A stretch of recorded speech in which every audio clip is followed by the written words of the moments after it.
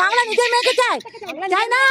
আমার বাংলার মেয়ে ওদের ওই রকম ওই অশুভ শক্তির কাছে বিক্রি হয়ে গেছে। মেয়ে অভয়া তৈরি করলো, কসমা তৈরি করলো, পাটোয়া তৈরি করলো, ফুলতলি তৈরি করলো, আমদানি দিয়ে শুরু করেছে, আর আইকিউ সিটিতে এসে শেষ হচ্ছে। কাল কোথায় হবে আমরা জানি না। পশ্চিমবাংলার এমন একটা জায়গা নেই যে প্রতিদিন একজন না একজন নারী ধর্ষিতা হচ্ছে। আদিবাসী এখানে মুখ্যমন্ত্রী আমাদের নিজেই বলছে মেয়েদেরকে রাতের বেলায় যেন তারা না বেরোয়। একবার ভাবুন, তা সেই জায়গায় আমরা কি বা আশা করতে পারি, তাই না?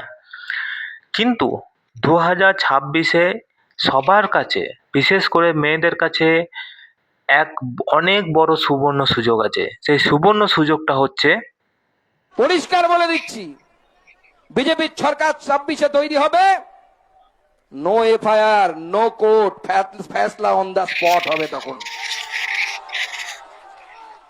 উত্তরপ্রদেশ দেখেন তো মাঝে মাঝে যোগীজি কি করে, তখন আমাদের এই থানার সামনে জিপ থাকবে না, জিপটা পেছন দিকে থাকবে, সামনে থেকে একটা বুলডোজার রাখবো, সামনে থানার সামনে একটা বুলডোজার থাকবে, আর যারা এই ধরনের অপরাধ করবে বুলডোজার তাদের বাড়ির সামনে গিয়ে বলবে, ও দাদা আছেন নাকি, এবার মজাটা দেখুন, মজা কাকে বলে, বুলডোজার বুলডোজার খেলা হবে।